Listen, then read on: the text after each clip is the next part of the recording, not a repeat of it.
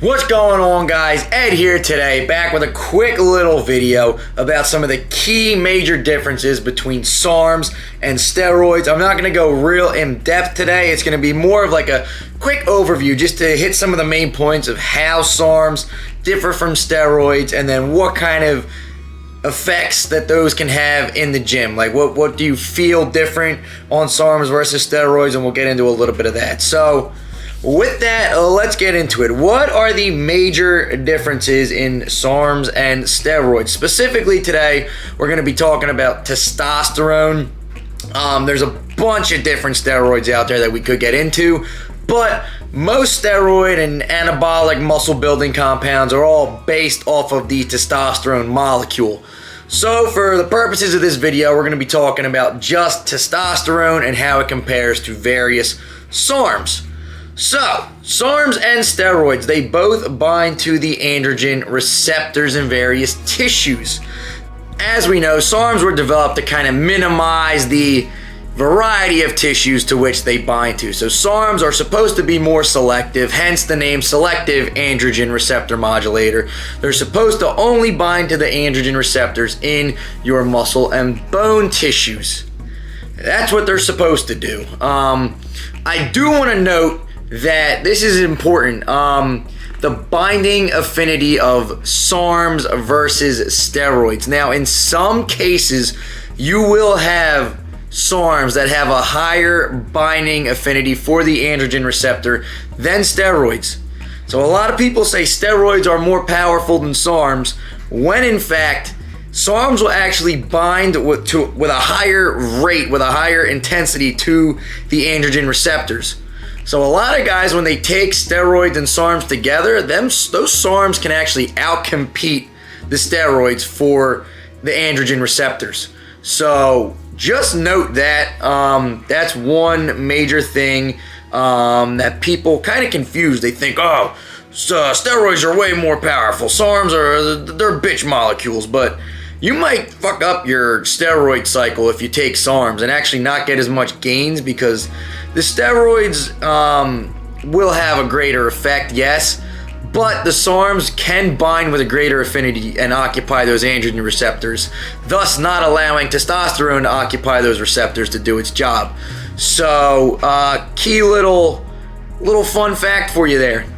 Anyway, one major difference between SARMs and steroids is that SARMs do not 5-alpha reduce into DHT, which means you get less androgenic side effects. It is that conversion from testosterone to DHT, which leads to a lot of those bad androgenic side effects such as fertility issues, acne, voice deepening, hair growth, all of that stuff.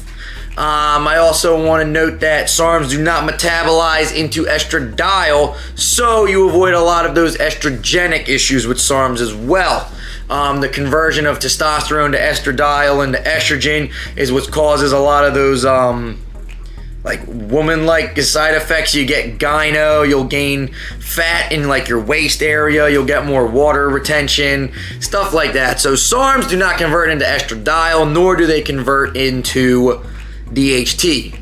So you avoid a lot of the effects of steroids. That being said, SARMs are not side effect free at all. We know that SARMs will affect your liver enzymes, your cholesterol, and there are a few SARM studies that claim certain SARMs can cause cancers. So you gotta be careful. SARMs aren't just way safer than steroids. You're still gonna get side effects with SARMs. So be cautious on either one, SARMs or steroids. SARMs are going to be suppressive, meaning that they will suppress your testosterone levels.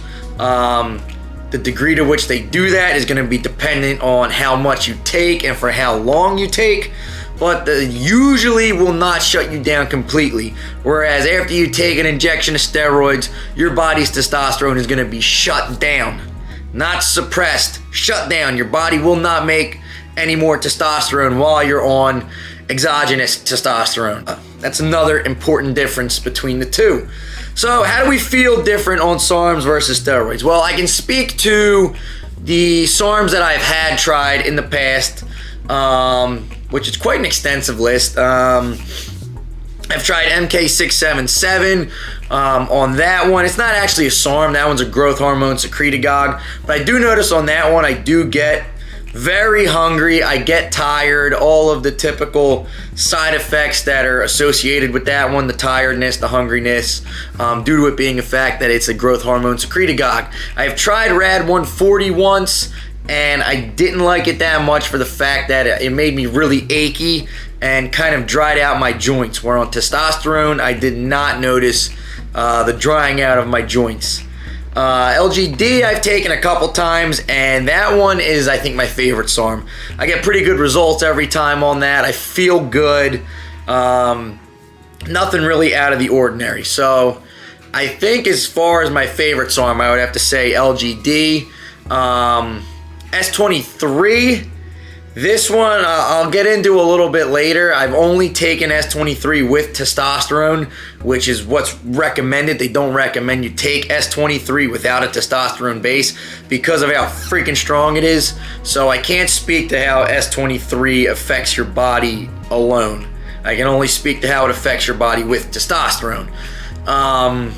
Cardarine, I don't feel much different on, honestly. That one, again, is not a SARM. That's a PPAR agonist. Works by different pathways, but it's lumped in with the SARMs. You're not going to get any suppression or anything from Cardarine.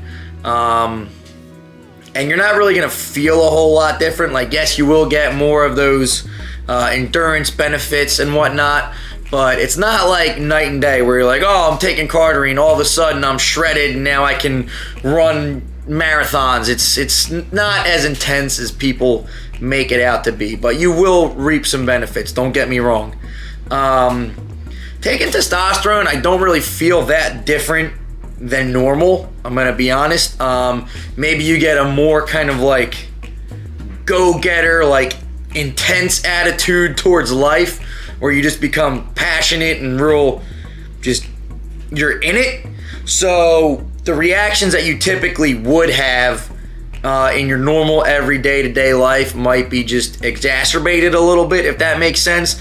But for me personally, taking testosterone, I didn't notice, oh, I'm angry all the time, or like I'm all of a sudden, oh, I'm happy as can be all the time. Some guys are like, oh, I get this crazy euphoric feeling. Me, I felt good, had a great attitude, felt pretty normal. If anything, maybe just a little bit more, I guess, intense and go-getter than I normally am, if that makes sense. So yeah, I know some people, they feel great on it. Some people feel like shit. It's gonna vary person to person. As far as how you look, I typically say that no matter what SARM you're taking, you're not gonna get quite the results that you would as if you were taking steroids and testosterone. So typically with like LGD, say, or the MK677, Rad even, you're gonna gain muscle. You're gonna get bigger. I guess it depends if you're bulking or cutting, but typically on a SARM cycle, I noticed that while I do gain size and aesthetics, my waist is a little bit blockier. And I'll compare it to testosterone, but yeah, typically like a blockier, not as thin waistline, and not as quite of like a tight, dry, like carved out look. So you will get, you know, bigger, more muscle. You're gonna notice more definition, but not quite to the extent as you would with testosterone. Whereas when I'm on testosterone, I notice my waist is super thin. Like you lose all kind of fat in your stomach waist area, and your waist gets real narrow, but your shoulders get real wide. Like you get those capped 3D like circle looking delts. So taking testosterone, I would say you get more aesthetically pleasing look than you would with SARMs. Where at testosterone, you'll get the real wide cap delts and the skinny waist, and it's that look. It's that bodybuilder, you know, look that you go for. So a more kind of aesthetically pleasing, I would say, result from testosterone versus SARMs. And you just kind of look more dry, cut, and vascular all the time. Like even when I'm just chilling, I don't have a pump on. While you're on testosterone, you're gonna notice like, damn, the cuts are still there. The veins are still popping out, where you don't really notice that quite as much on SARMs. And if you do, it's more so when you have a pump in the gym, not necessarily all the time when you're chilling. The cutness and dryness, I guess, it is kind of affected by the ester too. I noticed when I took testosterone cypionate, for example, that I kind of swelled up in my face a little more. I guess it was a little more water retentive, the longer esters, versus when I took Sustanon, I didn't get that swelling of the face. I think I noticed that I was a little more tight and dry looking, despite, taking more. You would think taking more testosterone, you would get more estrogen conversion and then the bloat, but the shorter esters typically don't get as much water retention. So that's just a key little fact there. As far as strength, I would say they're all pretty similar. Whether you're taking testosterone or SARMs, I think strength is more so dependent on weight, more so than like what you're taking. Obviously, in all cases, that's not true. There are, you could go take Anadrol or something like that if you really want to get fucking strong. But testosterone, you're gonna get strong no matter what, but it's not gonna be like a night and day difference. Like, I can lift as much now off of testosterone as I could while on testosterone. It's just on test, I looked a lot better. So yeah, that's kind of the key takeaway there. Strength is not gonna be really much different between, like an LGD, a RAD, or like a test cycle.